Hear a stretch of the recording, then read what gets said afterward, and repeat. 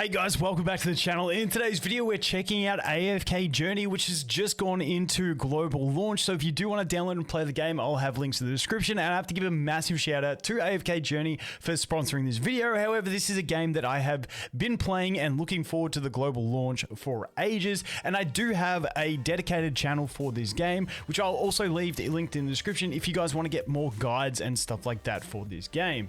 So AFK Journey, I'm going to dive into this one, basically show you guys what there is in the game and what it's all about. And the basic TLDR I would explain AFK Journey, it's kind of like the next phase of idle game. It's got a bunch of idle game and auto battler features, but then it's also got an overworld with an in-depth story and cutscenes and all that sort of stuff. So it's idle game taken to the next level. So the first thing we're going to look at is going to be the world itself. So as you can see, you can roam around this very, very large world that we have in AFK Journey. It is quite expansive, and there will be main story quests. You also have not only main story quests, which are the core function of it, we also have some side quests, and we also have different town quests and stuff like that. So there is a lot of interaction that happens in the world. Now on top of that, we also have enemies, chests, puzzles, and all that sort of thing around the world to keep you busy as well. Now if we go over here and say, let's just go over here and say we want to click this,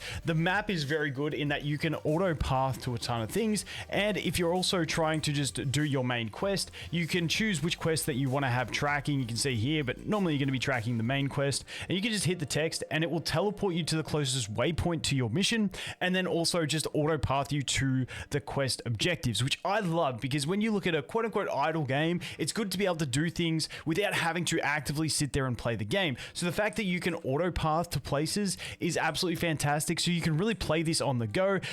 For instance, I do some main story questing when I'm cooking dinner and stuff like that, and you know, out cooking a barbecue, and just put it on auto path between things, and you can just do it. It's not too much stress. As for combat here, you can see we've got like this sort of hex grid auto battler type combat. Now you can put it on manual and choose when to use your ult. So I'm going to put on 1x speed and manual here. So you can see here, I get to choose my ult. I get to choose the directioning of my ultimate and stuff like that, and when I want to activate it. So we can do stuff like this. The best example is going to be Cecilia here. So I'm going to go ahead and I'm going to click her, and I can deploy her ultimate anywhere on the battlefield. Now I want to be able to hit all three enemies. And you can see here, she's going to summon Mr. Carlisle, and he's going to jump in there. He's going to control all the enemies, and then he's going to start wailing on them. So this is the style of combat we have. You have energy on each character, and you have an ultimate. You can manually control when you use the ultimate and where you target your ultimates, and that is the extent of the gameplay. Now, this, in my opinion, is one of my most favored gameplays, especially in idle style games. I like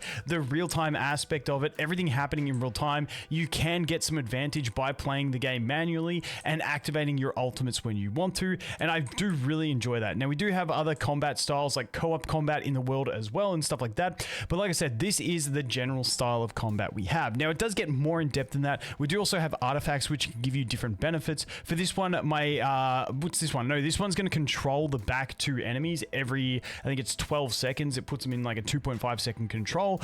We've got different ones. This one's going to increase the attack speed of my back unit. This one's going to heal my allies. This gives extra defense to my tank, and this one does AoE damage and debuff after so many ultimate activations. So you have a bunch of different artifacts. Like I said, you can play around with positioning as well and adjust your positioning, and there is a lot to it. Quite often, doing a different positioning with the same team can make a massive difference in this. But what I want to do is, that is the overworld. So the overworld has your questing, your campaign, it has chests and enemies to defeat, and you're basically going to collect a bunch of stuff from the overworld.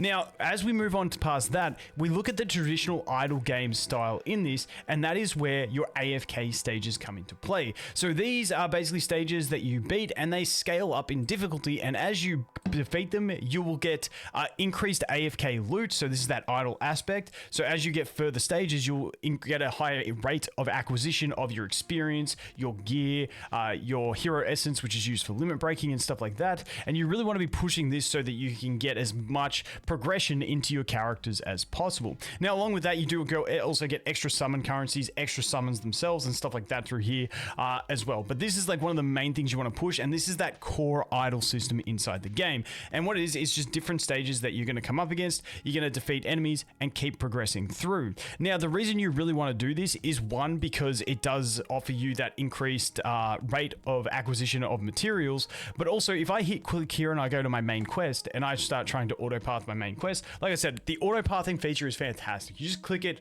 it lets you run. I really do appreciate this. So when you get to where you're trying to get to, you can see here I'm stuck. I can't get through to my quest point because I'm stuck at this miasma guard. Now, miasma guard, I'm not going to explain exactly what that is. You'll get the idea of it inside the game once you play like the lore and stuff like that. But it's basically an enemy you need to defeat to enter into the next stage of the world. And to do that, you have requirements. We've got to reach resonance level 121, which is our character levels. We'll go more into that in a sec. And then we've got to complete the AFK stages up to 595, which I am currently on 582. So I got a few more to go. Once I do that, I can go and challenge this guy, beat him, unlock a whole new section of the map, and continue my main story quests. So that is the core functionality behind the game. Now let's jump in and take a look at characters. Now they got this really sick system that I absolutely love. Leveling characters in a game is always super tedious, and getting all different pieces of gear is also super tedious. And they've sort of simplified both those features. So over here we have the Hands of Resonance, which is our top 5 characters. Now with these characters, you level these guys up, and basically whatever the lowest level character is in your top 5, every other character goes to that level. So for instance, if I had 4 of these characters at 150 and 1 at 140, all these characters down here would still be 140. If that lowest character was 141, all these guys would be 141, so on and so forth. But then the cool thing is, if you're like, but I want my other character leveled to the higher level for whatever content I'm doing, you can do that as well. You can just literally swap a character and go, okay, that character's now the number 1. It's hard to demonstrate because all my characters are the same level, but you can adjust which characters have the higher level of the bunch. And I think it's just a really intuitive system that you only have to do the 5. There's no other place you've got to put the characters to get the levels up. It's just all your characters get leveled. It's really nice. On top of that, equipment, like I mentioned, in games, often getting all different pieces of equipment for every character can be tedious. Then some situations you might want to swap pieces of equipment onto different characters for different reasons, all that sort of stuff. In this one, your equipment is purely class based. So you basically have this, which is basic. I don't know the best way to describe this, but it's kind of like these are like your stat sticks for the class. So you see all marksmen's get the effect of all this gear. There's no gear pieces for each individual character, just all your marksmen, they get the benefits of these gear.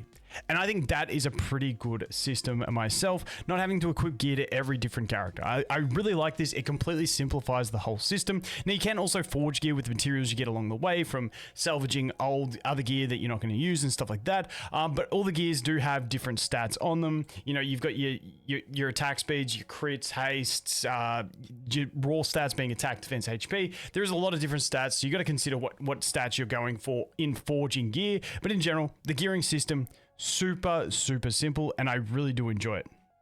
Now, moving on from that, what do we have in terms of game modes? And then we'll jump into talk about summons at the end. But game modes, we've got a few main game modes. Arena, pretty self-explanatory. You're going to find other people in the arena. Really nice for getting arena coins, because then you can get yourself some epic heroes from the shop. The Dream Realm is boss fights. Now, these boss fights reset every day, and you're going to get some currency, which you can then use to get heroes from the store. And basically, the great thing I love about the progression of these boss fights is because they rotate every day. By the time you get back to another boss, you've probably made some progression, so you're always going to feel like you're progressing in these bosses. Now, this is definitely not the team I want to bring into this boss, but these boss fights are definitely quite enjoyable in my opinion. Let's just run this. This is just a poor team, but I'm just gonna leave it in. I don't know how it auto defaulted. Maybe I was experimenting with something, but yeah. Please heal up. Please heal up. Please. Dude, he's dead already. Yeah, we screwed.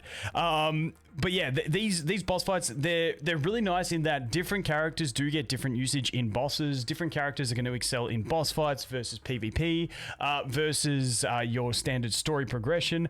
So I do like the way they introduce different mechanics through these bosses, and it actually does feel rewarding, because once you start clearing higher difficulties of the boss, you get more one-time rewards. And so when you clear the boss the first time, then you go to difficulty 2 of the boss, and then you get all these one-time progression rewards again, and then you defeat difficulty difficulty 2, move on to difficulty 3, and once again, more rewards keep rolling in. So I do really like the system of the bosses in this one. Plus, then you get the extra currency that you can go to the shop, and then you can go get extra copies of heroes from that. So I think the whole system that they've implemented with bosses is quite enjoyable, and the way they rotate every day just makes it feel like you're always getting some sort of progression out of your day's play, which is super solid. So here you go. We're going to finish up this boss. We're going to run out of time. Didn't do the damage.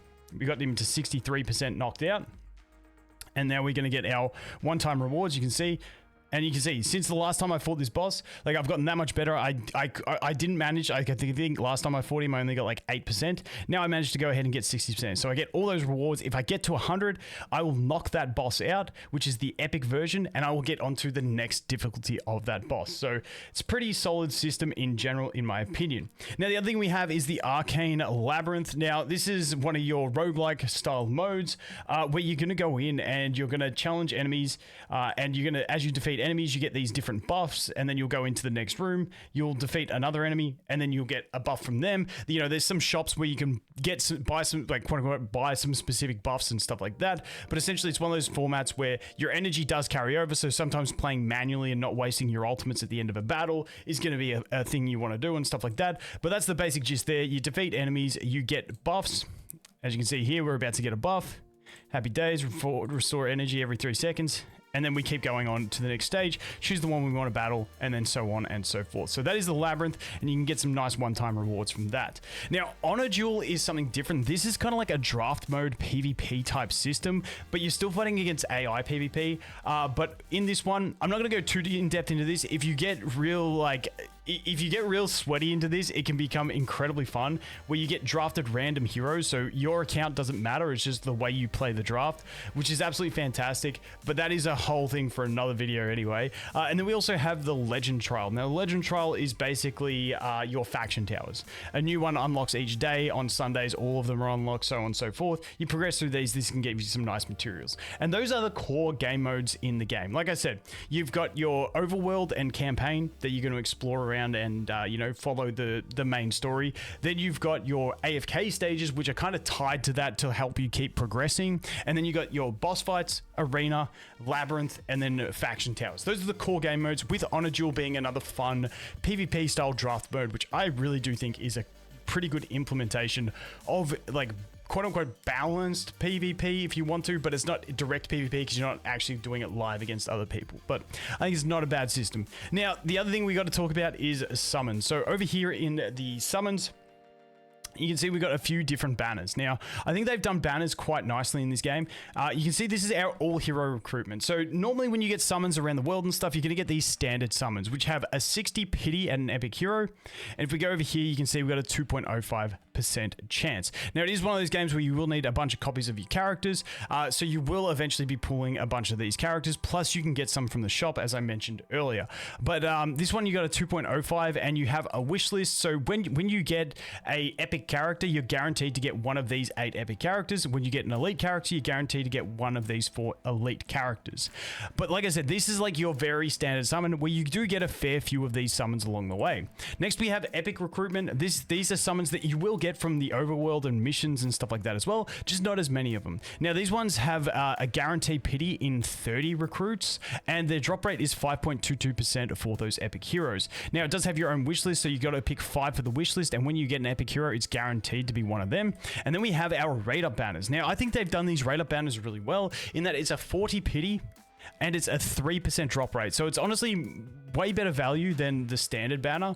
In that sense, you got like 3% versus 2% on the epic hero. The only thing is, this one does have 22.5 on the elite, and this one has a bit lower on the elite, but I think it's worth it to have a reduced pity of 40 versus 60 and guaranteed to get that character. And you can actually get, like, the amount of copies of the character depends on your account, how many you can get. But for most people, this won't be an issue because you're not going to be normally getting all the copies at once. So I think the banners have done really well with the rate up banners. And then we finally have the Stargazer. Now, this is one where you're going to get Celestials and Hypergenes, which are like the rarest type of hero that you can get. You're going to get these from shops and stuff, and you'll gradually earn these summon tokens free to play along the way. And this is where you're going to do like your high value summons, we'll call it. So that is the way summons work in this game. And like I said, you do get a decent currency because to unlock the Stargazer, it takes about 400 regular summons.